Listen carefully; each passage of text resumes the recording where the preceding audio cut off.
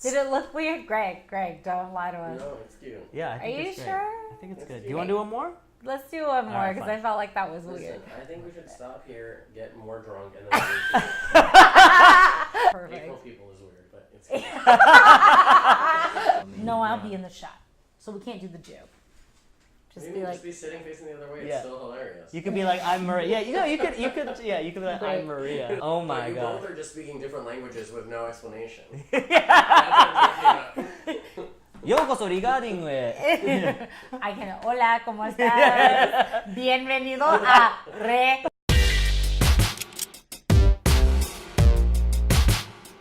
What up, April people? You're watching Regarding. It's the talk show about fire theater. That's theater with an R-E. My name is Ray Yamanouchi. I'm a playwright, and today, standing in for Maria, who's in the Philippines on vacation. Jealous. It's Monet Hurst Mendoza. I am a playwright and a producer here in New York City. We got two great shows for you today. Number one, It's Miss You Like Hell from the Public Theater. number two, we got the 2018 Pipeline Festival at WP Theater. So, don't go anywhere. We got you. We're gonna hold you down. Miss You Like Hell is at the Public Theater. Book and lyrics by Kiara Alegria. Hudas, music and lyrics by Erin McEwen, and it's directed by Lear de Bessonet. Miss You Like Hell is a new musical about a mother and a daughter that are traveling from Philadelphia to California for her mother's immigration hearing. And along the way, they discover new and exciting things about themselves and meet some wonderful people. I love this musical. Me too. And I didn't even know what I was getting myself into. I didn't. I'm gonna just Yeah. be straight up. I didn't know anything about it other Yeah. than it had been produced previously in Yeah. California like 2 years ago. But I didn't know anything about it. I'm gonna confess that I actually cried during this show, and I'm a God. fucking stone cold bitch. Nothing breaks Yeah. this wall of steel. I think True, the last time true. I cried in theater it was when I saw Indecent. Kiara is very well known for obviously winning a Pulitzer, but also co-writing In the Heights. with the great Lin-Manuel Miranda. I don't know if that was her first musical. I mean, I fell out of. I used to do musical theater a lot when I was a kid, so I used to know like all of the information, and now I don't know anything. Yeah, so. I'm not. Wait, I mean, this is actually I think our first musical that we're talking about on Regarding. Oh, amazing. Yeah. I mean, if this is her second musical, she probably has more. But if this is her second musical, I'm like, damn, bitch, you got this. Yeah, this shit is great. Like, she's so good. I don't know why she's not writing more musicals. Yeah, it's fundamentally about a mother-daughter relationship and a sort of a coming-of-age tale, but it has this crazy political spin to it that comes later that just hits you like a tidal wave, and that, like, it's hard to say. I'm not gonna say it takes center stage. It sort of shares the stage Yeah, absolutely. with this other, mother-daughter relationship, and it's just so beautiful. I think they go hand in hand, actually. I feel like the immigration issues they're of course like a very like hot topic right now, even though I don't think that's why this was written. Right. It just happens to coincide with what's happening politically right now. But I think there's this idea of estrangement between you and your birth country, between you and your children.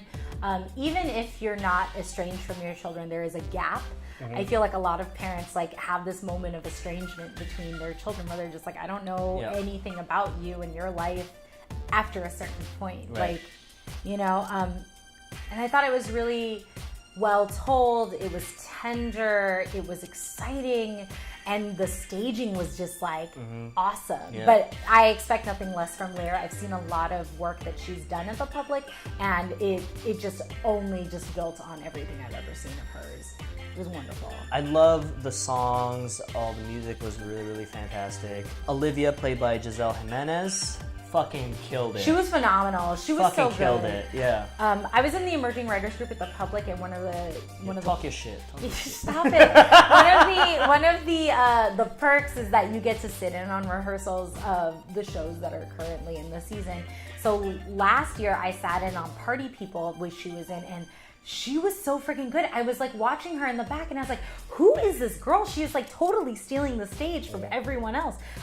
So it was such a delight to see her back on stage, and she's such this very petite young woman. Yeah. And then just this voice erupts out Yeah. of her that just, shakes the entire theater. Yeah. I want to see her in everything from now on. She's got an incredible stage presence. Absolutely. Yeah, and I think the most effective songs were when she shared songs with Pearl, played by LaToya Edwards. Yes. Oh my God. Another like amazing female incredible artist. singer. Right. We got two like badass women of color Yeah. that are just like singing their hearts out. It was awesome. Right. It was yeah. so wonderful. Those songs about like, especially those scenes, because they were about sort of like her own insecurities, and she's able to sort of share this with this other character, and in song, and I was just like, dude, I'm about to fucking weep.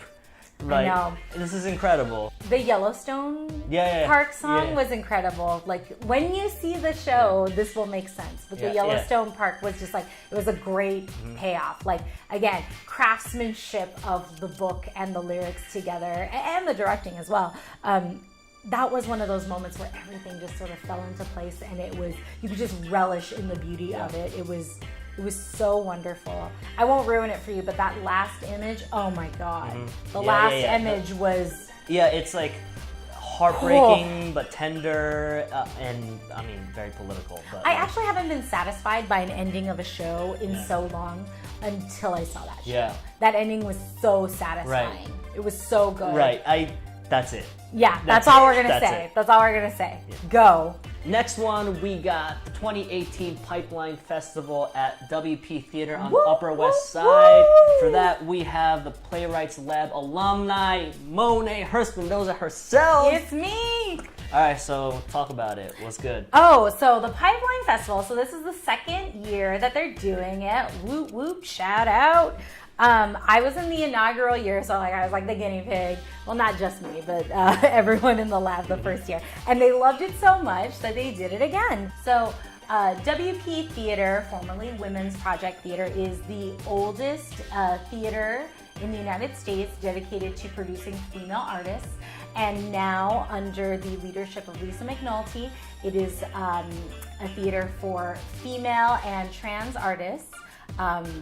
The leading in the nation. The Pipeline Festival is the culminating project of 2 years in the lab. There are 15 emerging artists, female directors or trans-identified directors, producers, and playwrights. And at the end of the 2 years, they're put together in little pods, 5 pods of 3, and they produce a show. And the shows are in various stages of development. I believe actually all of the ones this year may be workshop productions or actual productions. I know that in my year we ranged the gamut. We did like a reading, and then we did more fully staged workshops. But I think this year it actually might all be workshop productions or productions. You saw the first one already, correct? I did. That was by MJ Kaufman, directed by Mojo, and produced by Yuvica Talani. It was called Galatea or Whatever You Be. I saw it last night. It was awesome. So if that is any indication of what the next 4 weeks will be, you guys should definitely get out there. You're going to be seeing the latest and greatest of some really fabulous artists that I'm sure you'll be seeing across the country and in New York, working their magic. They're all emerging playwrights or established playwrights. I guess most of the people have already been produced, so you're going to be seeing, like you said, productions that will most likely go on to have a larger life. Yeah, elsewhere. And I think what's really unique and wonderful about the Pipeline Festival is it was started with the intention that female and trans artists are not as visible on our stages as they should be. And these shows would be an introduction to these artists so that they can get more and more productions in the American theater pipeline. I think everyone should produce these artists. They're wonderful people, and they've got great stories. So here is to the American theater doing more of their work. So for the next 4 weeks, unfortunately you already missed Galatea, but you can catch The Review or How to Eat Your Opposition. That's running April 5th through the 7th, and that's by Danetta Lavinia Grays, directed by Melissa Crespo, and produced by Roxana Barrios. And then the week after that, April 12th through the 14th, is a float with music and lyrics by Zoe Sarnak, book by Emily Kazmarek, directed by Ellie Heyman, and produced by Nydia Medina. And then Power Strip, which is April 19th through the 21st by Sylvia Corey, directed by Tyne Raffaelli and produced by Laura Romedy. And then 2 Mile Hollow, which is April 26th through the 28th by Leah Nanako Winkler, directed by Morgan Gould and produced by Sally Kate Holmes. You guys are not gonna wanna miss this. These are really wonderful shows in all stages of development. And the best part about it is you guys are the final piece of the project. I can't tell you as a playwright how invaluable it is at these early stages to have audiences see the work, because only then do we learn so much about what the play is and what it could be. So I think you guys have a really unique opportunity here. And I think what's really exciting is if you see, these shows later on, you can be like, oh man, I was in the audience for the workshop production of that back in 2018. You could totally be a fucking hipster. Yeah, do it. Be like, I saw the show before, it was cool. Yeah. You know what? Yeah. I was before it had a New York Times review and a Tony. I saw it in the theater on the Upper West Side. Yeah, Yes. absolutely. I'm like that about music, so I'm also like that about theater. I remember when it was at like a 99-seat house. I don't think it's even a 99-seat house. I think it's like 55 or something. Wow. So that means your tickets are rare, man. So don't sleep on those. Yeah. You guys can go to wptheater.org and then you can get more information there. We'll put it down here or wherever my fingers are, but It might be here. yeah, it'll be here. Whatever.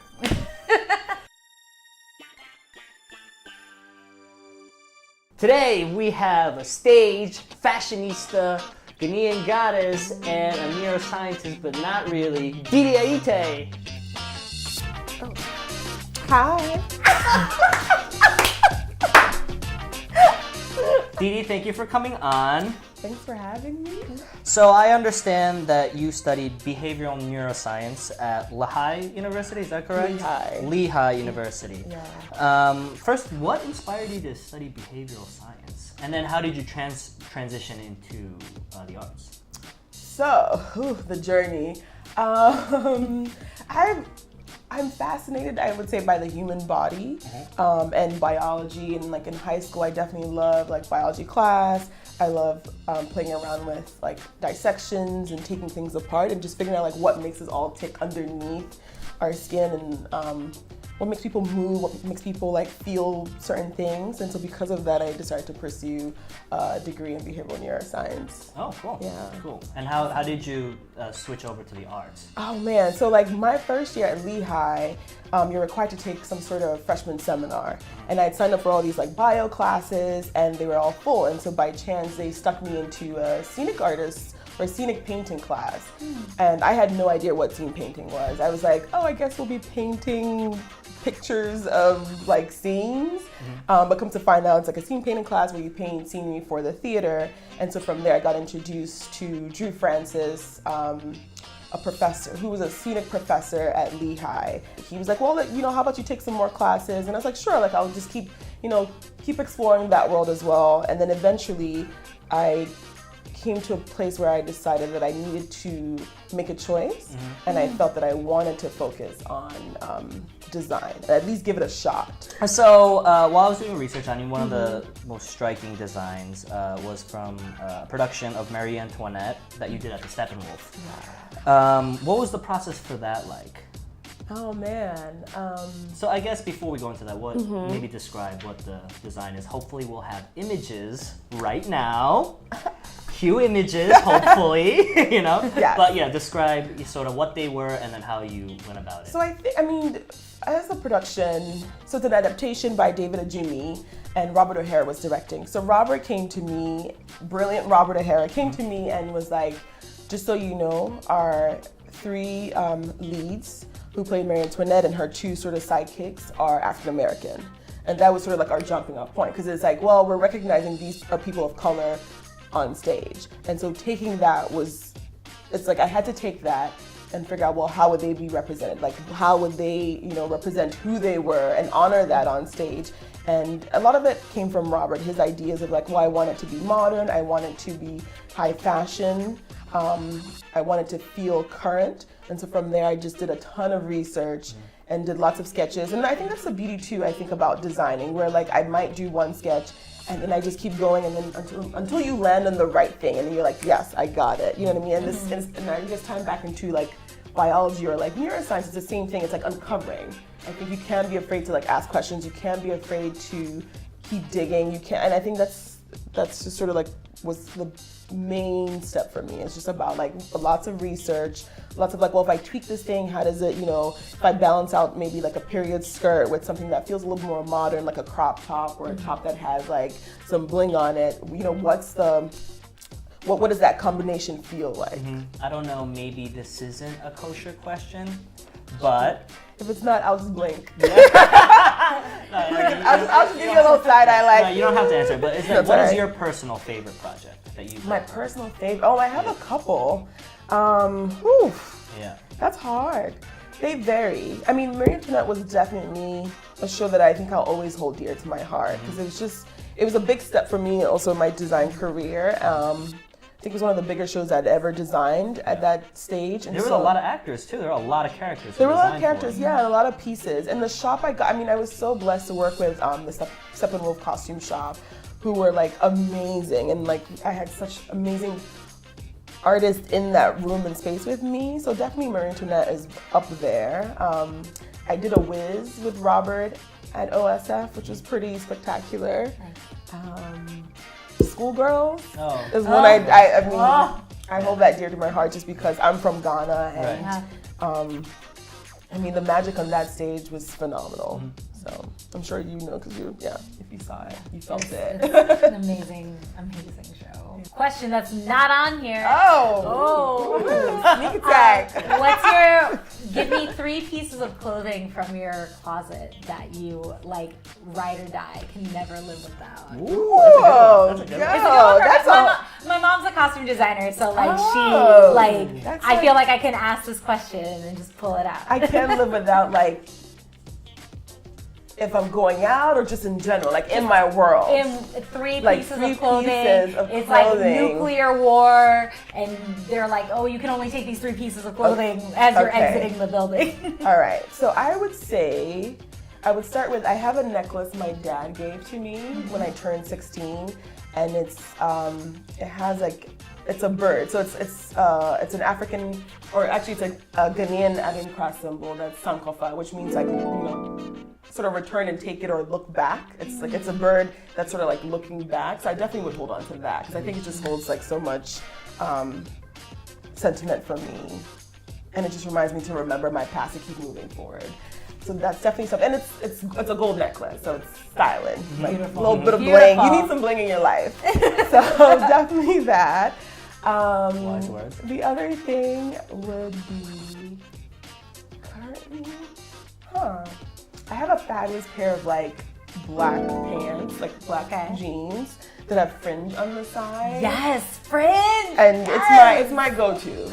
Like, listen, it's a party whenever I wear it, because I can just be walking down the street. I'm like, you know, I'm in my own little like club, little dance. I love it. So definitely that. Oh my gosh, you have one more. What's the last one? Jesus Christ. The designer in me is like, wait, if I go with this, I won't have like, am I gonna be barefoot? But I would say like a well-tailored classic, like button-down, like white button-down shirt. I already like this outfit. Yeah. I feel like you should wear it tomorrow. Why didn't you come in that today? I know, why did I? Actually, I was gonna wear that, and I was like, let's save it. We write too much. But yeah, no, those are the 3 things. I think love that it. necklace and a crisp, like white button-down shirt. It's well tailored. Some would be barefoot. I know, that's the only thing. It's but okay. Since it's not New York City, I think like it was, I don't know, maybe. I don't know, like We're on a beach in I was gonna say like maybe on a Yes. beach, you know. Yes. I could roll with that. We're on a beautiful beach. Yeah. Okay, I'm down with that. Perfect. That's a good question. Thank you. Great. Costume designer's daughter. Shout out to Monet's mom for that question. Shuri, I love you. You're the best, Shuri. Shout out to her. She raised me, which is the best part. So, anything we should look out for your work? Anything coming up? Yes, what's happening next? Tell the people. Tell the So people. definitely come check out Children of the Lesser God. I believe we start previews March 22nd. It's a beautiful piece. I don't know if you guys know it at all, but I think it's a play that asks people to listen to each other. I think in this world and today, where like everyone feels so passionate about what they stand for, but but because of that, we're not listening to each other. And so it's a play that addresses that. It just asks you to listen, to really hear people, and it's a play that deals with love. That's good. Yeah. And I'm sorry, is this on the Broadway?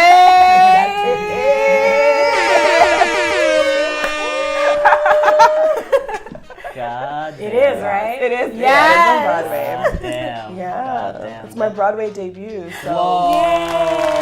you know, thanks to a lot of people. Cheers to that. Oh, yeah, I'm going to lift yeah, up. yeah. Always Cheers to that. lift it up. Yay. Wow. Yes. Broadway. Thanks to a lot of. That's crazy. Well, people. here's the thing, right? Because our show is usually only off Broadway and off Broadway. But I guess now we have a Broadway. We have a Broadway star. Wow. You Well, let me get through you opening. broke our show.